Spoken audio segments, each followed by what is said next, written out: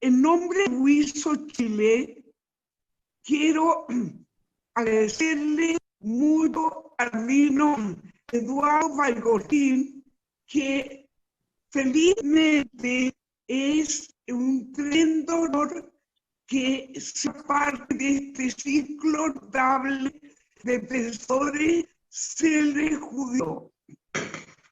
Hemos escuchado brevemente al rabino Alejandro Bloch con Abraham Joshua Heschel de una manera notable, después al rabino Daniel Sank con Joseph Caro, también notable, y hoy día nada menos que Martin Buber, el gran filósofo del diálogo del rabino Valgortín. Posteriormente, cada lunes, ustedes saben, es un ciclo que dura hasta el 21 de septiembre, que son nuestras jornadas espirituales que tradicionalmente realizamos por muchos años. Entonces, quiero tener el privilegio de contarles acerca del rabino Valgortín. Todos hemos que ha dado la vida de generaciones y de generaciones, y su trayectoria magnífica.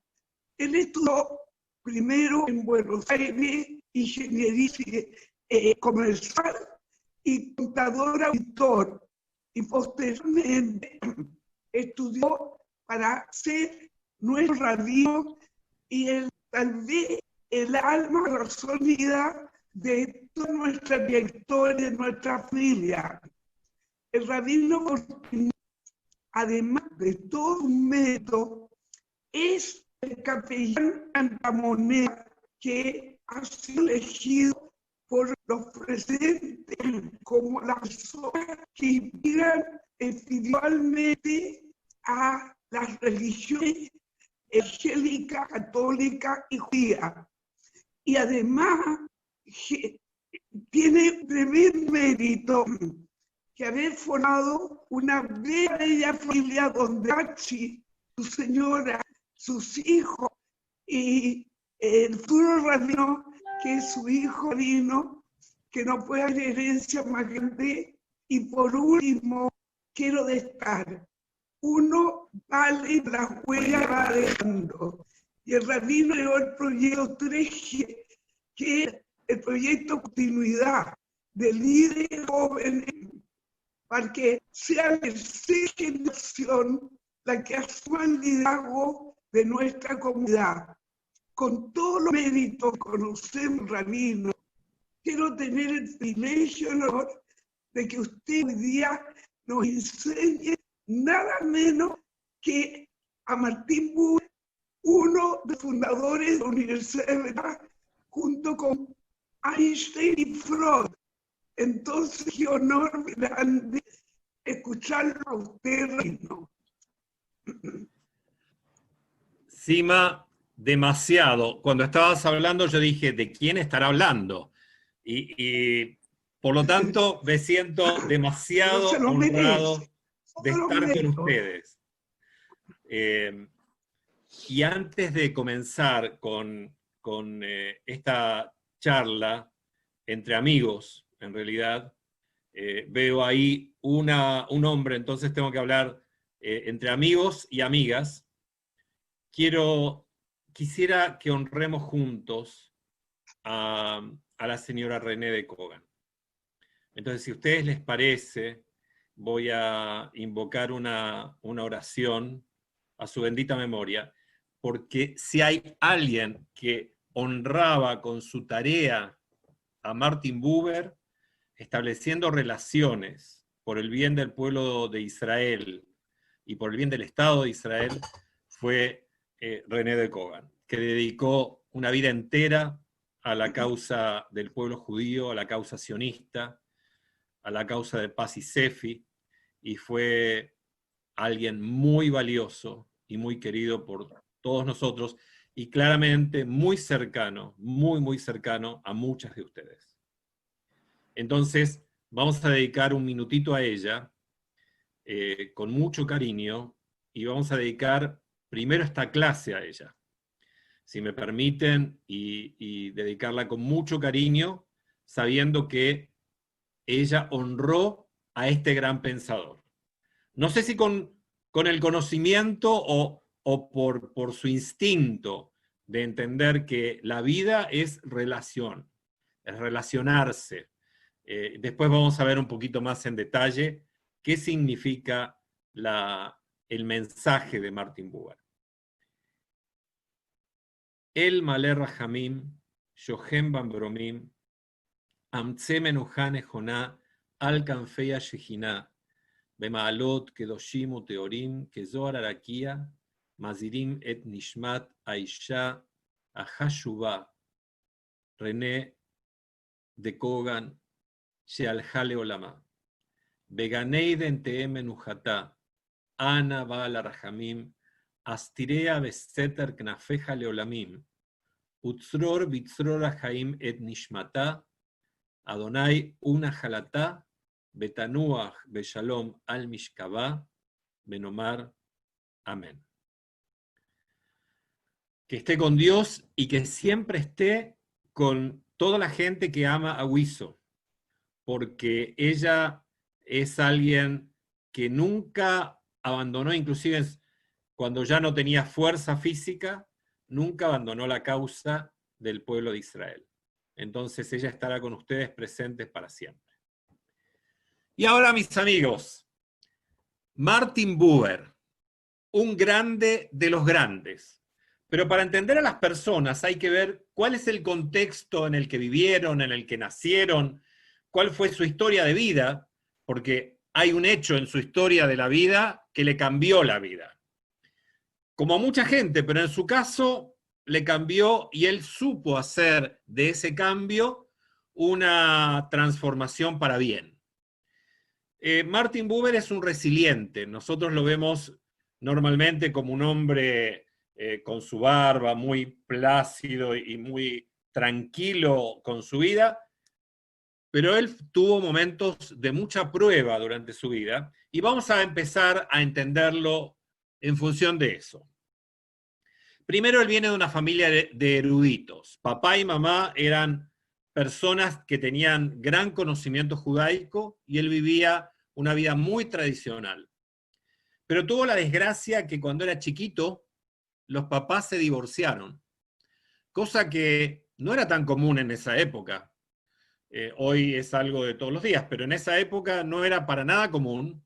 Y él pasa a vivir con sus abuelos a Leópolis, lejos del lugar donde había nacido. Y aunque Leópolis ahora está en Ucrania, Leópolis era parte del Imperio Austrohúngaro, ¿verdad? Y era una parte de mucha cultura, etc.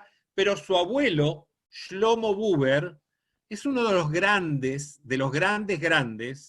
cultores del judaísmo jasídico. Él no era un hasid de los que estamos acostumbrados acá, de barbas largas, de sombrero, y alejado de la cultura, no.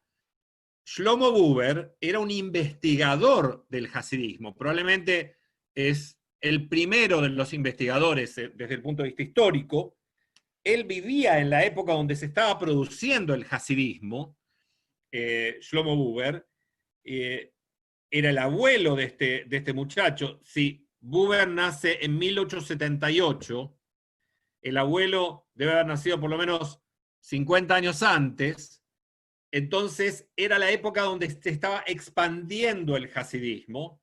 Recién se había muerto el gran fundador del hasidismo, que era el Baal Shem Tov, y sus alumnos se fueron a distintos lados. Unos se fueron a Lubavitch, otros se fueron a Gur, otros fueron a Satmer, otros fueron a distintos lugares, y entonces ahí aparecen los hasidismos de Satmer, de Gur, de los distintos lugares.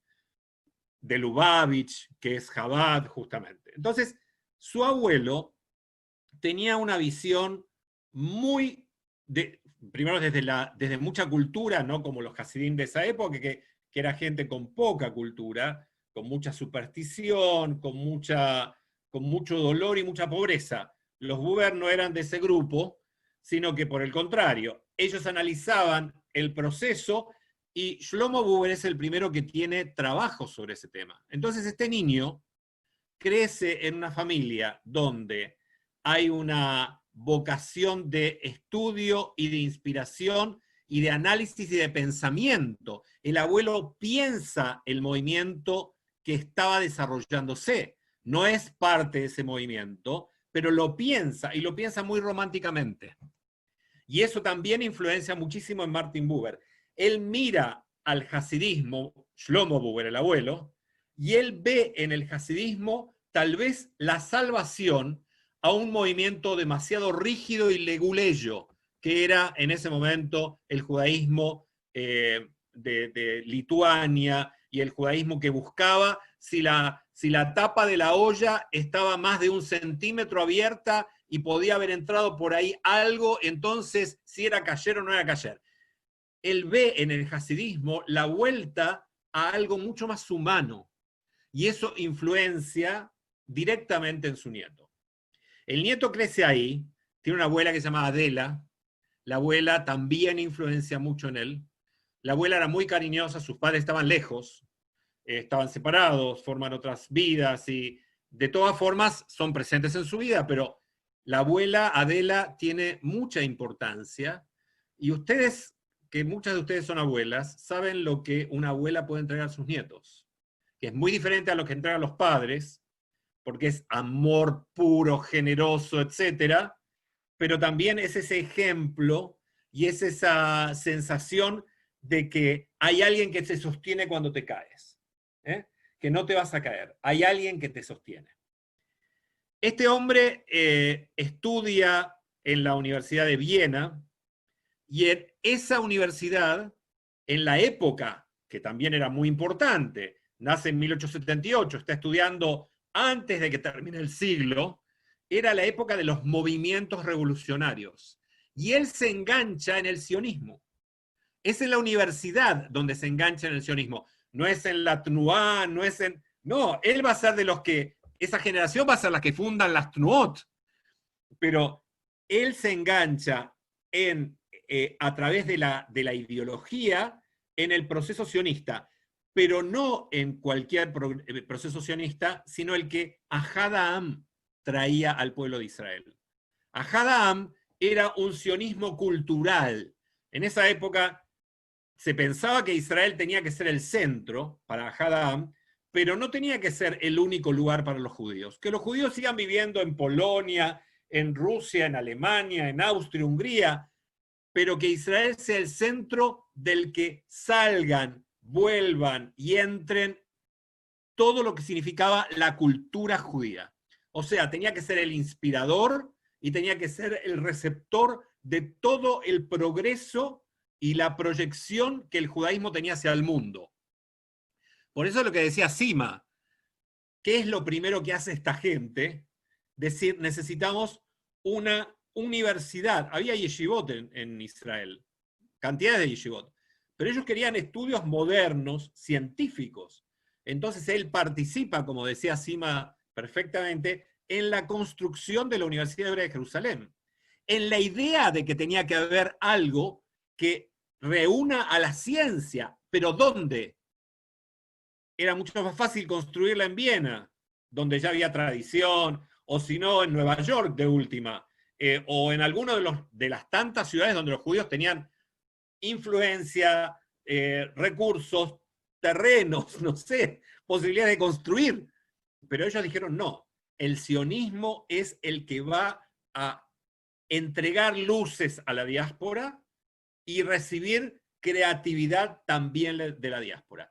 Ese era el judaísmo, ese era el sionismo de Ahad Ha'am, el sionismo cultural que él asume y lo tiene durante muchos años de su vida hasta después de la Shoah. Él estuvo en el tercer congreso sionista y ahí conoce directamente a Ahad Ha'am. Y él estuvo en varios congresos sionistas.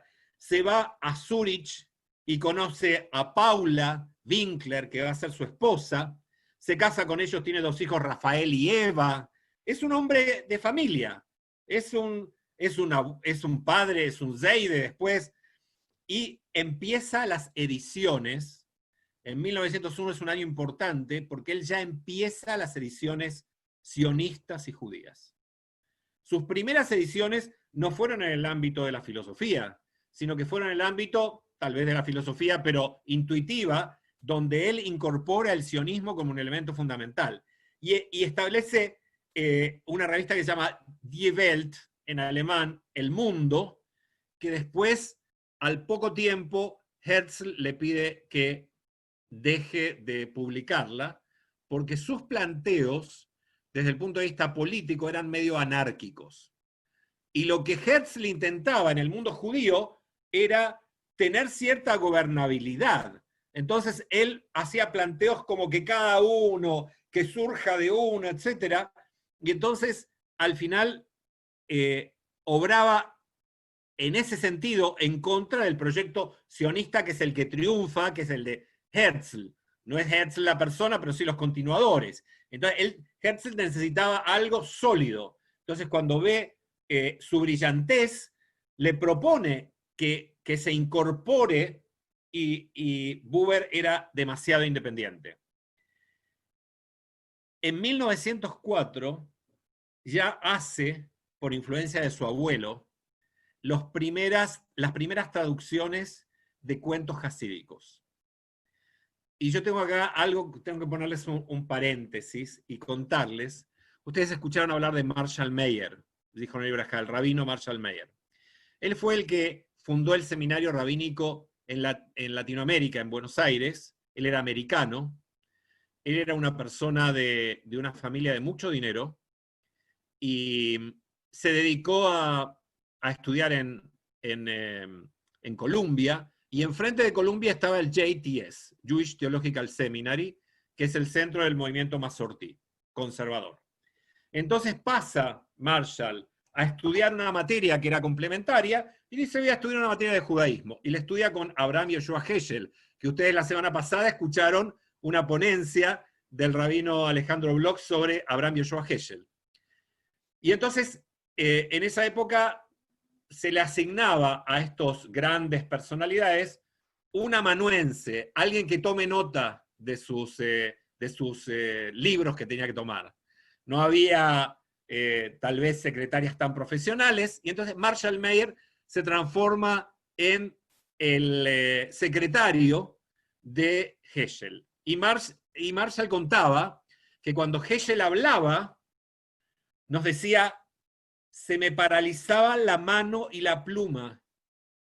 No podía seguir, era tan potente lo que Heschel decía, que Heschel me miraba y decía: escriba, escriba. Y entonces él le decía: no puedo. Entonces esperaban, y Marshall tomaba fuerza, retomaba fuerza y seguía escribiendo. Marshall le recomendó que no podía seguir adelante si no tenía una experiencia de vida en Israel. Y eran los años 50 y tanto. Y entonces se fue a Israel, al Israel de esa época, y estudió algunas materias en la Universidad Hebrea, y por indicación de Abraham Yoshua Heschel, estudió con Martin Buber. Y fue con Martin Buber que nos contaba, porque nosotros les preguntábamos a Marshall: Marshall, ¿quién te hizo ser rabino? ¿Quién te hizo ser rabino? Tú influenciaste a tanta gente. ¿Quién te influenció a ti? Entonces decía, nosotros esperamos que nos diga Heschel. Y él decía: Martin Buber. ¿Cómo Martin Buber? Si estudiaste con... Claro, nos decía, Heschel me mandó a estudiar a Israel y me dijo que tenía que estudiar con Martin Buber. Y después del tiempo entendí que el proceso de entendimiento de Heschel, del acercamiento a Dios, es tan maravilloso que yo quería tenerlo, y Buber me lo explicó. Entonces, Heschel era el que hablaba desde el cielo. Heschel decía: en la orilla del mar, tú no puedes entender la vastedad del océano, pero toma una caracola, póntela al oído, y vas a escuchar un eco del mar. Eso era Heschel. Maravilloso. Pero ¿cómo llegar a eso? Entonces dice, Martin Buber me explicó cómo poder llegar a entender que lo que Heschel decía era establecer un vínculo, una relación con Dios que superara incluso la relación humana. Entonces ahí podía entender lo que era una caracola, podía entender lo que era la vastedad del mar, podía entender que al ponerlo al oído podía escuchar algún eco. Pero si Heschel le dio la inspiración, Martin Buber le dio el método. Entonces, lo que vamos a ver de Martin Buber es el método para llegar con inspiración a encontrarnos con lo valioso de la vida. Miren, estamos hablando de Martin Buber, un hombre que hablaba yiddish, alemán, francés, hebreo, polaco, uno de esos hombres de la época, uno de los Da Vinci, que sabía de todo, que estaba en condiciones, eran los grandes hombres, que no se dedicaban solamente a algo, sino a muchas cosas, y Buber era realmente un omnívoro de la cultura, le interesaba todo. Se fascina con los cuentos hasídicos de su abuelo. Y entonces traduce los cuentos de Rabbi Nachman. Se publican en alemán y tienen mucho éxito en el público en general. Pero claramente Heschel no creía en la verdad de los cuentos, sino Buber no creía en la verdad de los cuentos, sino en la inspiración que daban los cuentos. Porque los cuentos son inspiradores, pero el cuento por sí solo no despierta. Necesitas para despertar algo que esté en ti que te diga, esto es posible. Y esa posibilidad la da Martin Buber. Después de los cuentos hasídicos, se mete en los textos místicos, que ustedes saben que en el judaísmo hay distintas formas de entender la Torá. Y existe una forma que es el Derech Asod, el camino del secreto. Ustedes, los que saben yiddish, saben que Sod significa secreto también en yiddish. Entonces, el camino secreto es aquel camino que permite que uno pueda entender más allá de la escritura, más allá, todos tenemos un camino secreto. Cuando ves a tu marido, a tus hijos, a tus nietos, tú sabes algo más, lo miras y ves qué es lo que está pasando. Y en especial cuando uno tiene, y ustedes creo que tienen más de 25 años, la mayor parte de ustedes, no quiero ofender a nadie si no cumplieron, les pido disculpas, pero entonces, cuando uno tiene un poco más de edad, ya puede ver a través del barro. Uno puede, aunque esté embarrada la cosa, uno puede ver qué es lo que pasa abajo. Entonces, ese camino místico lo lleva a este hombre a entender que la vida, la esencia de la vida, no lo es todo. Entonces, él deja el esencialismo hasídico y entonces va a entrar a lo que se llama existencialismo. Yo creo que la mayor parte sabe de qué se trata, pero para explicarlo en 2 palabras, Platón es el esencialista máximo y a partir de él todos se parecen a Platón. Por ahí surgen por otros lados también, pero todos de alguna manera se parecen a Platón y Platón lo que establece es que hay una esencia para cada cosa. Y entonces lo que dice es que el caballo, por ejemplo, que es a lo que Platón se refiere en un momento como ejemplo, el caballo tiene sus particularidades, pero hay varios caballos. Entonces, lo que teóricamente se dice es que Dios creó la caballidad, digamos, las capacidades caballescas. Entonces, cada uno tiene su particularidad, pero todos tienen la esencia caballesca. Y eso es lo que le da la condición de caballo. En ese sentido, dentro del judaísmo, sería que los seres humanos tenemos particularidades, pero tenemos la esencia de la humanidad. Y ese es un tipo de pensamiento. Es esencialista. El existencialista tiene una diferencia con esto, y lo que plantea es que la existencia es la que define mi particularidad. No es la esencia del caballo, sino que es la experiencia del caballo, es en los movimientos del caballo, y que para cada uno puede ser totalmente distinto. Es mirar al ser humano desde la experiencia.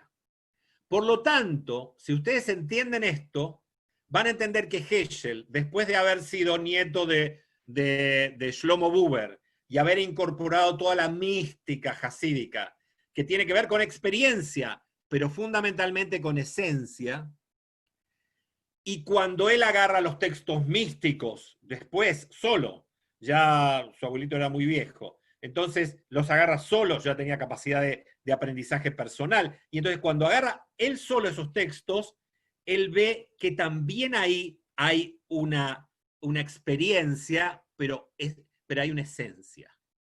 Y entonces él lo que plantea es, yo quiero llegar entonces desde la experiencia a algo mejor.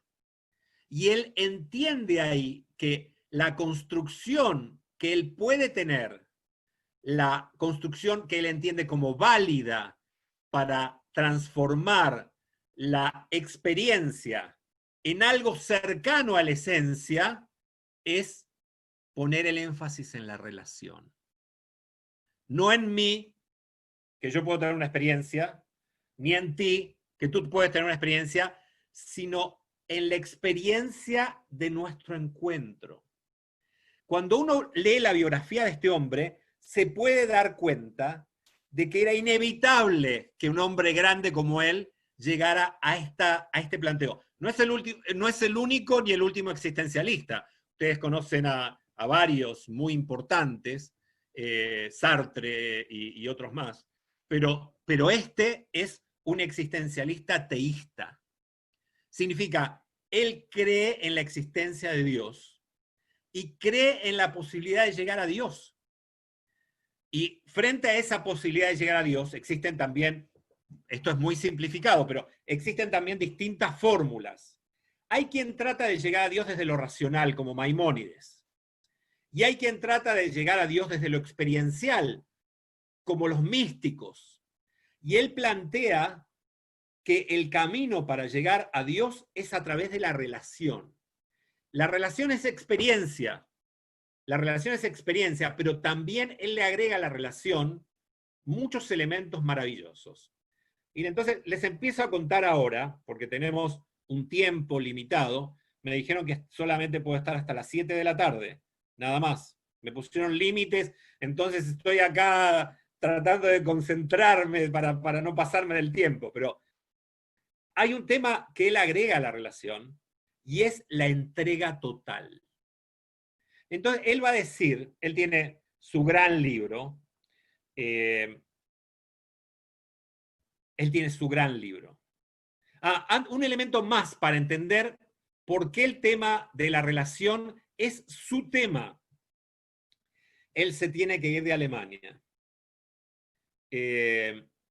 Cuando los judíos son echados de los colegios en 1933, él funda la Oficina de Educación Adulta Judía.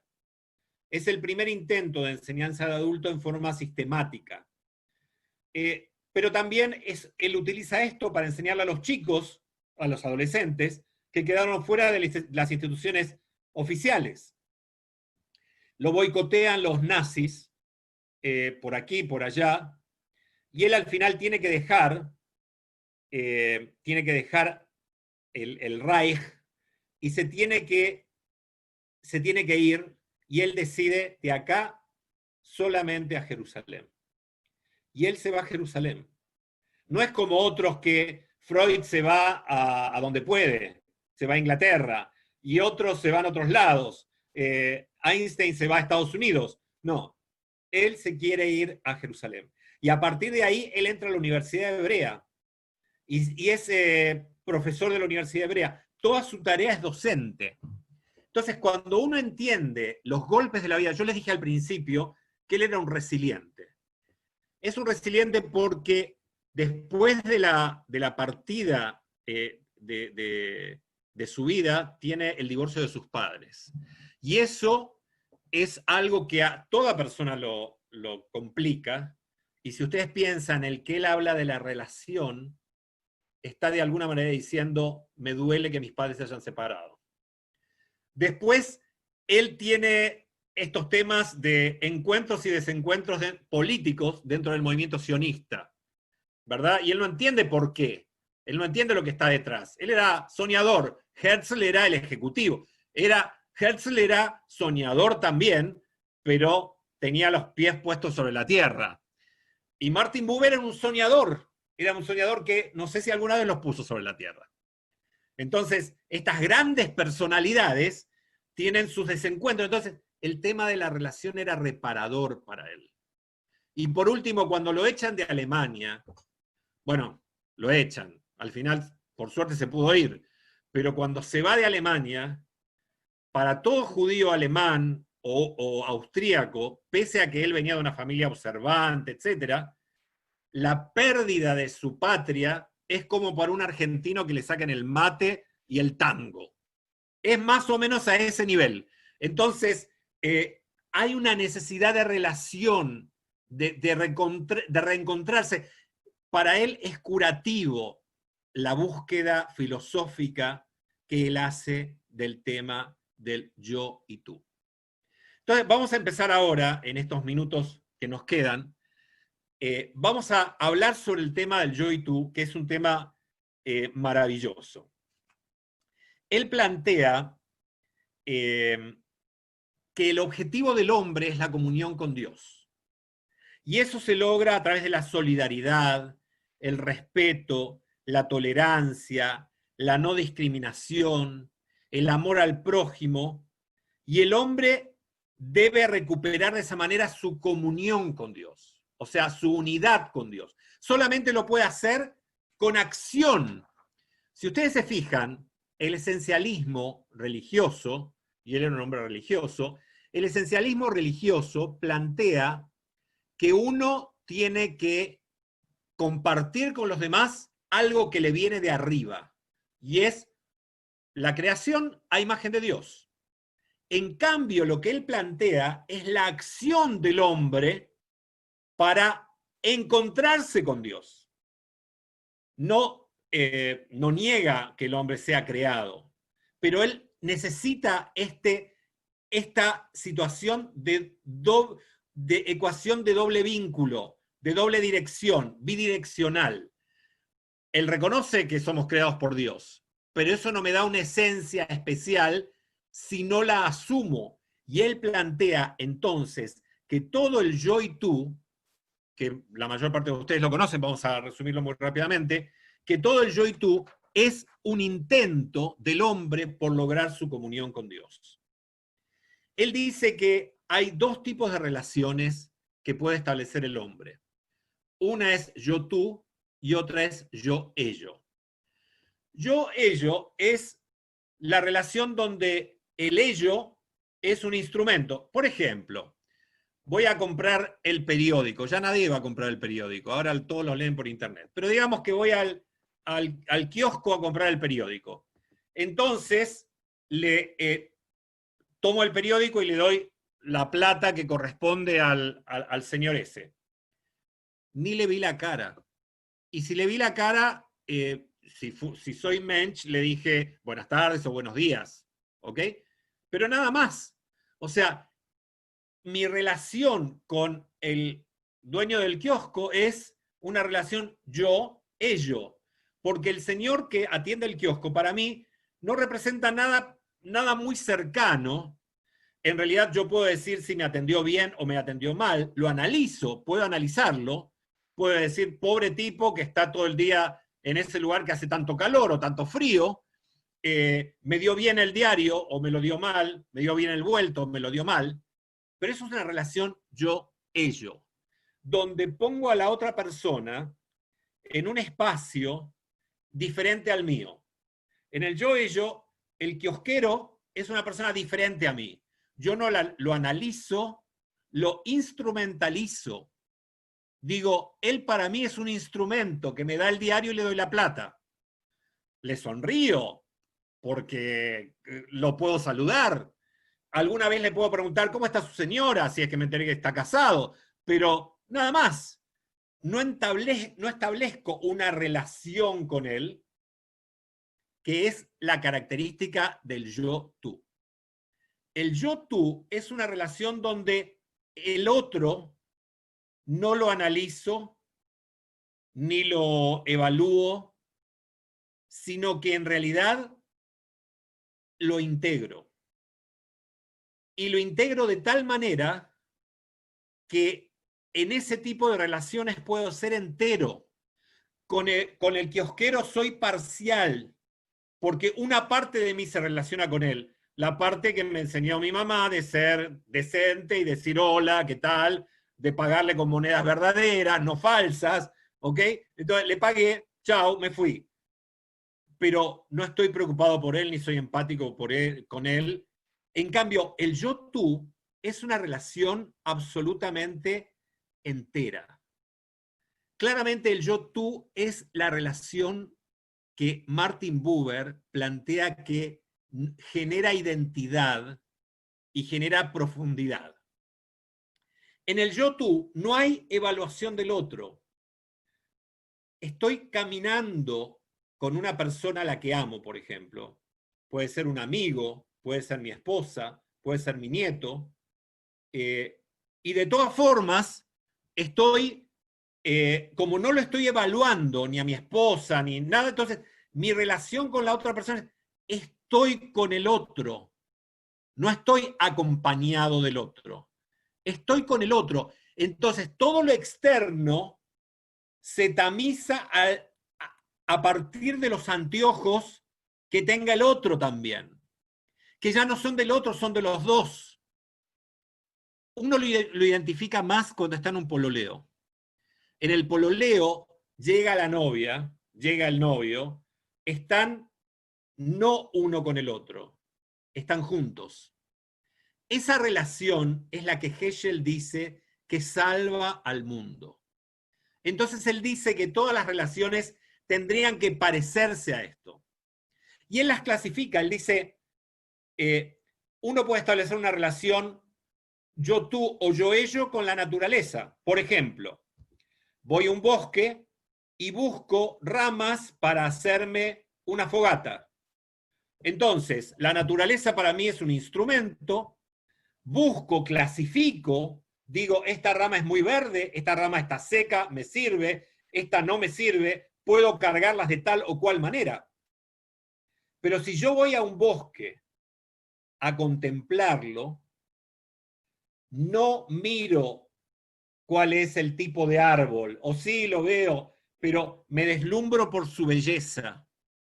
Y en ese sentido me engancho y soy uno con la naturaleza, y esa relación deja de ser yo-ello para ser yo-tú. Lo mismo me puede pasar con otro ser humano, como decíamos, un pololo o polola, amigo, etcétera, familiar o no. Y también lo mismo, pero en grado extremo y sumo, me puede pasar con Dios. Con Dios también puedo tener una relación que sea yo-tú, que sería la mejor, o yo-ello. Por ejemplo, la relación supersticiosa con Dios, donde yo le digo, Dios, de negociante, digamos, de negociante de patronato. Dios, si yo te rezo 3 veces por día, ¿vos me vas a dar buena plata? ¿Y me vas a garantizar 120 años? Ya, entonces yo te rezo por día, pero por eso. Entonces, en realidad, esa relación es una relación instrumental. Yo le pago como al kiosquero. El kiosquero me da el diario, Dios me da una vida larga y dinero y salud y amor, salud, dinero y amor, como dice la canción. Entonces, pero la verdadera relación con Dios es de amor, donde yo intento, y esa es la comunión que él dice, intento unirme con Dios. Y esa unión a la que él se refiere es una unión basada no en la instrumentalización, no en el interés, sino en el amor. Y eso es profundamente difícil, pero es una tendencia a la que tenemos que llegar. Lo mismo me puede suceder con una esposa, o sea, instrumento. Hay parejas donde vos provees el dinero, entonces yo te voy a proveer de la casa y de la vida y de esto. Vos te encargas de esto y yo me encargo del otro. Voy a decirlo en chileno, porque van a creer que son los argentinos los que tienen ese tipo de relación. Tú te encargas de esto, yo me encargo del otro. Tú te encargas de esto, yo me encargo del otro. Eso es una mini pyme, o mi pyme, como se dice ahora. Pero no es una relación de yo-tú. La verdadera relación de yo-tú es aquella donde los dos comparten, los dos lloran, los dos se alegran, los dos conviven y uno mira por los ojos del otro. Y aunque sean dos personas, pueden llegar a esa comunión especial. Ahora, Hegel dice en algún momento, no se puede vivir toda la vida en yo-tú, porque si uno vive toda la vida en yo-tú, es agotador. Imagínate que yo voy a comprar el diario y trato de establecer una relación yo-tú con el diariero. O voy a comprar papas y con el verdulero trato de establecer una relación yo-tú. O sea, sería agotador y podías hacer una cosa en el día. Tal vez, si es que, porque tendrías que hablar con el tipo, preguntarle y estar con él. Y sería imposible. Pero por el otro lado, él dice una frase, miren, la anoté esta frase. Sin el ello, el ser humano no puede vivir. Pero el que vive solo con el ello no es humano. O sea, sin el ello no podemos vivir, sin el taxista, sin el que maneja. Imagínate que tú tratas de establecer una relación, tú subes a la micro y entonces empiezas a hablar con el conductor y toda la gente atrás intentando subir. No, señores, yo estoy siguiendo a Martin Buber, estoy tratando de establecer una relación tú con el conductor, le empiezas a preguntar y empiezas a abrazarlo, a quererlo, etcétera. Es imposible. Entonces, sin el ello, el ser humano no puede vivir, porque claramente hay elementos que son absolutamente instrumentales. Pero si solo vives con el ello, no eres humano. Por eso, habría acá una especie de balanza. Cuanto más pones del yo-tú, más humano eres. Cuando tomas a toda la gente como un instrumento, y hay gente que toma a todo el mundo instrumentalmente. Hay gente que tiene amistades para que le den trabajo, o para conseguir pololitos, o para conseguir algo. Y hay gente que no hace nada por amor. Por eso a mí me encanta Huizo, porque ustedes no le pagan por lo que hacen. Por el contrario, tienen sures por lo que hacen. Y entonces me encanta la dedicación que tienen, porque realmente es meritorio. Y es un grupo de gente afiatada, donde yo siento que si alguien falta, realmente se siente. Entonces hay una relación yo-tú construyéndose. Y esta es una situación entrópica. Eso significa que constantemente se está deshaciendo. Tú construyes la relación yo-tú, pero se va deshaciendo. Entonces sigues construyendo, sigues construyendo. Esto es un camino de vida. Entonces, por último, para que queden algunos minutos para preguntas o comentarios, Hegel es el que da el asombro. Y tomando nuevamente a mi maestro Marshall Mayer, Hegel es el que da el asombro. Pero Martin Buber da el instrumento. Hegel es el que habla del cielo, de lo sublime, pero Martin Buber te da la escalera para subir al cielo. Entonces, ambos se conocían y eran cercanos. Eran dos grandes de su época, cada uno en un lugar diferente. Tanto Heschel como Buber venían de familias de origen hasídico. Heschel y Buber, Heschel por sus abuelos que también habían sido el Rebbe, habían sido el Rebbe como el de Lubavitch, pero el Rebbe de otro lado, el abuelo de Heschel. Y por el otro lado, Buber, porque tenía su abuelo, Shlomo Buber, que también había sido uno de los grandes, aunque científico del hasidismo, pero uno de los grandes del hasidismo. Mis amigos, Buber da para un año entero. Y Buber es un poeta. No, yo creo que da para toda la vida. Pero miren, da para un año entero tal vez para entender algo de él. Y yo todavía intento entenderlo. Hago un esfuerzo grande y me encanta Buber. Me encanta Buber. Pero lo que sí es para la vida entera es el camino de Buber. El camino de Buber es para la vida entera. Porque el intentar y volver a intentar después del fracaso relaciones yo-tú son reparadoras. Y así como así como Buber tuvo la inmensa posibilidad de construir esto mentalmente y llevarlo a libros y llevarlo a sus clases, y para él fue reparador de todas las roturas que tuvo en su vida, no por él, sino por la vida.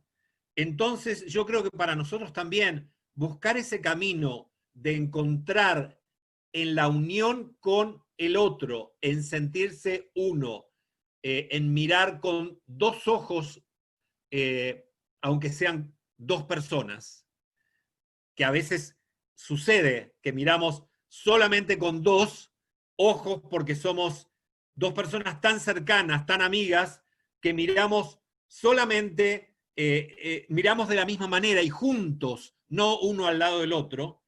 Eso repara, y más a nosotros que somos judíos y hemos sentido, aunque tal vez no vivido en carne propia, lo que significan las roturas que sufrimos del mundo durante toda la vida. Mis amigas, muchas gracias por escucharme. Ha sido un honor. Las invito a que hagan alguna pregunta al rabino. Sima. Te tienes que dar el audio, Sima. Acá hay un hermoso comentario del señor Tichauer, mientras Sima que decía acerca del príncipe con el principito con el zorro. ¿Se acuerdan? Sí. O el principito con la flor, agrego yo. Eso, o sea, esa relación que ellos establecen es una relación buberiana. Es claramente una relación buberiana. Es una relación de estar. Buber justamente dice sobre eso, amplía un poquito. Buber lo que plantea es que a veces que en realidad la relación yo-tú se da como en el enamoramiento, ¿entendés? Tu mamá quiere que te cases con el señor tal, y no funciona con el señor tal, y conoces a otra persona en el camino donde se da esa relación, y tú insistes en esa relación. A veces se corta, pero se da. Pero lo que dice Heschel es, pues, sigo con Heschel, lo que dice Buber es que de todas formas uno tiene que, es el señor Tachauer, no Tichauer. Don Jorge Tachauer, perfecto. Entonces, lo que sucede es que el hombre tiene que poner voluntad y coraje para lograrla igual, aunque en realidad se dan esas relaciones. Si uno fuerza un poco su voluntad, Heschel dice que se va a dar. Que se va a dar. Pese a que es algo que surge, que cae, o que amor a primera vista, o lo que sea, o piel, no sé, algo.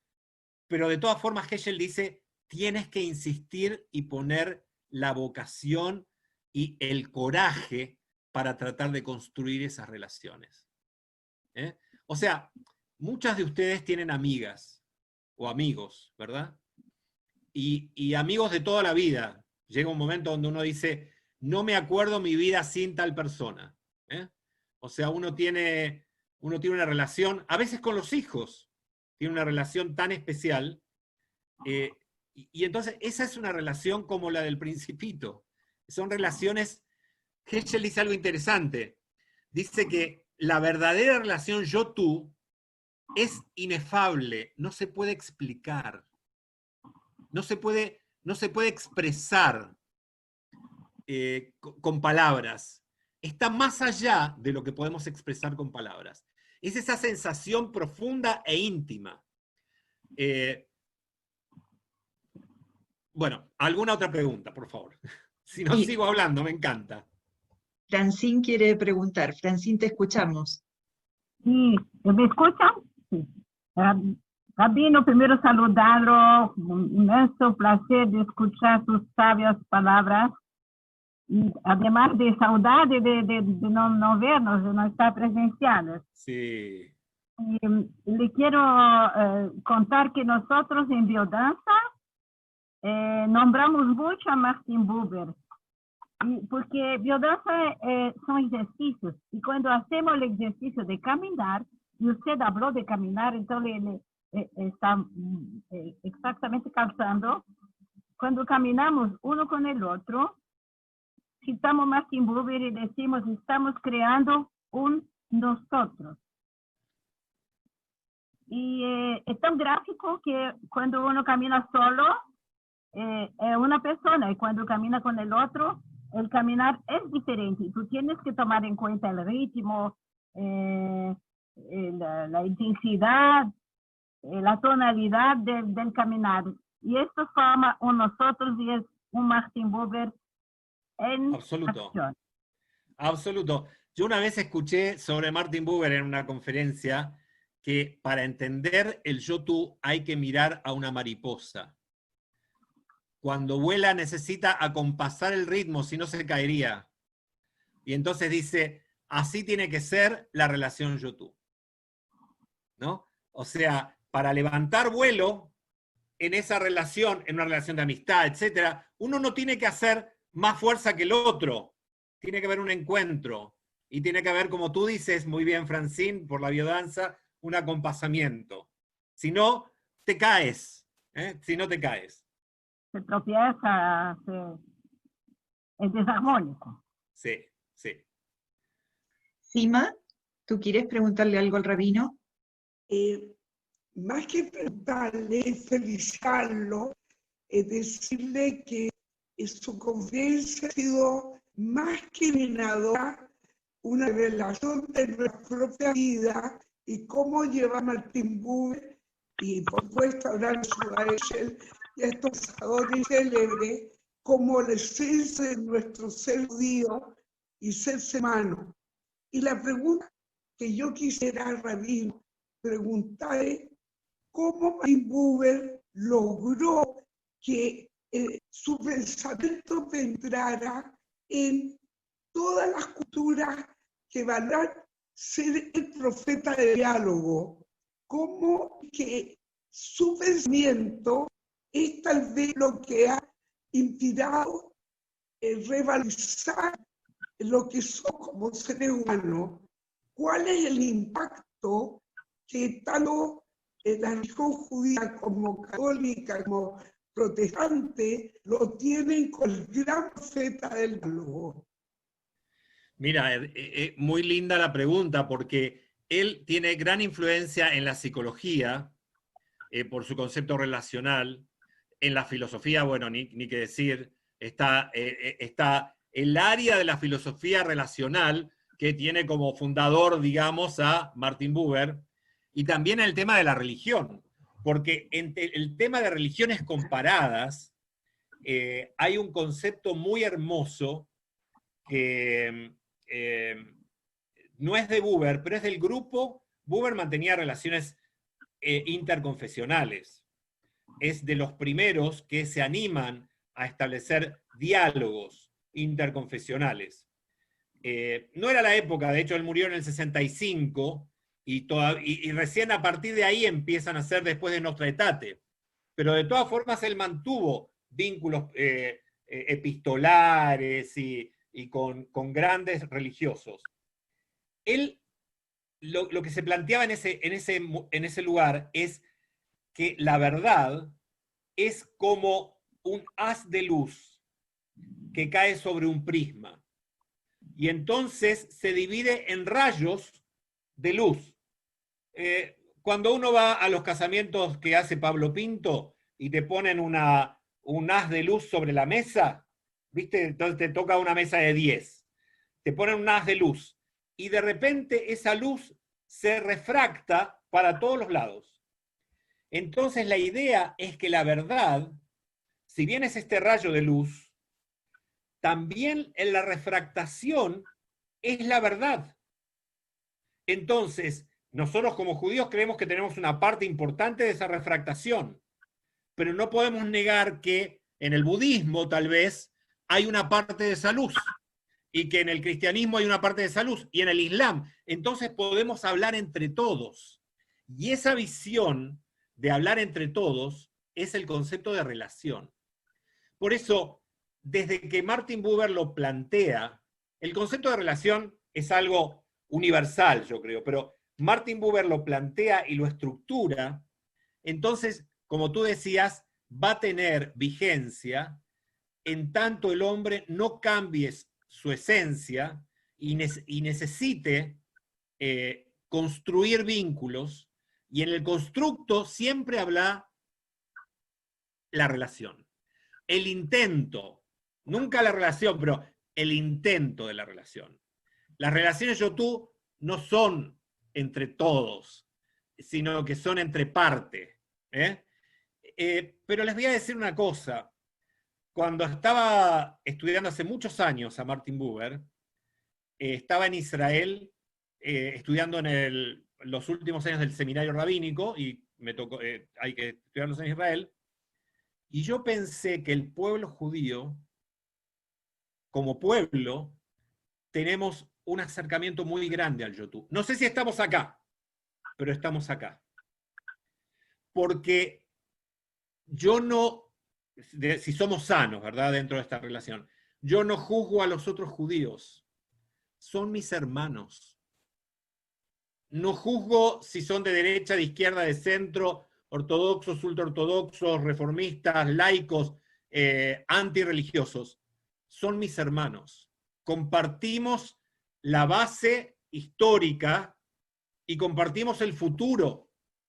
Por lo tanto, yo creo que no sé si hay muchos pueblos en el mundo que, como nosotros, dispersos por todos lados, vas en un crucero y te encontrás con ingleses, franceses, americanos, italianos, y dentro de todos esos encontrás a los judíos.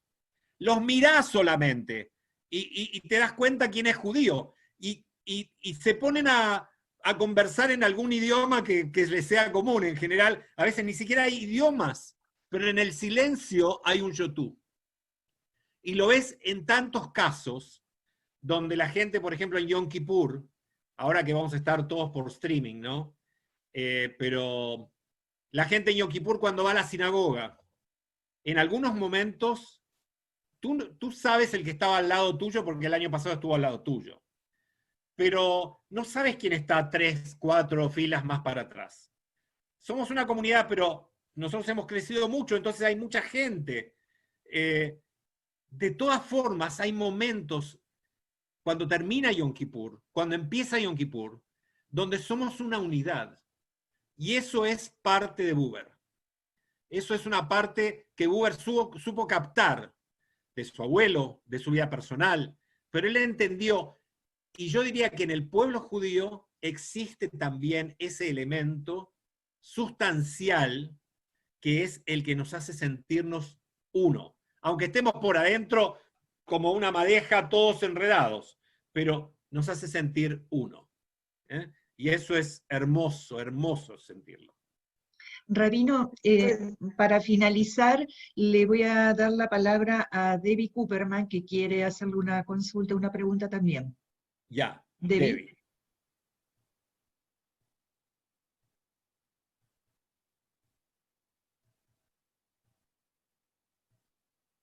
Debbie, te tienes que dar el audio. Ahí sí. Ahora sí, ahora sí. Hola, Rap. Hola, Debbie. No, quería nomás opinar al respecto, que me pareció muy, muy bien lo que aprendí por lo menos hoy día, que creo que las relaciones parten en el tú y yo, que es una relación de amor y que tenemos que consolidar esa relación. Y con eso podemos trabajar con ellos, porque no sacamos nada con trabajar con ellos. Y por eso es re importante la entrega, que yo creo que, como usted lo dijo al principio, es lo que estamos haciendo todos como somos parte de una gran institución que es WISO. Entonces, por lo menos yo aprendí eso hoy día, que lo encuentro muy, muy importante. Partir por casa y después como para afuera, que serían ellos. Entonces, con eso me quedo yo. Así que muchas gracias por el cuento con el Martin Buber, una gran persona. Gracias, gracias. ¿Sima? Y a él nos representa, podría ella también estar aquí agradeciendo. Estoy muy contenta de ser parte de este privilegio de haber ido a clase magistral, pero también y él está. Sima, se te escucha medio cortado. Pero yo le entendí. Y él está. Yo te Sí, entendí y te quisiera- agradezco, Sima. Sí, lo más importante vino que hoy día usted fue como luz reflectada que entre Buber a todos los personas que he tenido la posibilidad de estar a usted. Y yo creo que agradecer es como ser parte de esos rayos y sí podía haciendo lo que usted deseó, siendo luz del alma de la persona. Y no tengo palabras más que decirle que, bueno, Martín Buber hizo el judaísmo de Israel, el alma del pueblo judío de estos días. Entonces, con este espíritu, estamos recuperando nuestra procedencia, especialmente vida de un diferencia, que es cuando tenemos que parar nuestras almas para recibir a Rosh Hashanah y a Kippur. Infinitas gracias y con profunda emoción nos llevamos a usted junto a Pimbur. Muchas gracias, Rano. Gracias a ti y gracias a ustedes. Muchas, que muchas crezcamos gracias. en esta relación de yo-tú. Eso. Gracias. Muchas Chao, gracias, y muchas Rabino. gracias. Muchas Gracias, gracias a todos muchas por gracias. participar. Hasta la próxima.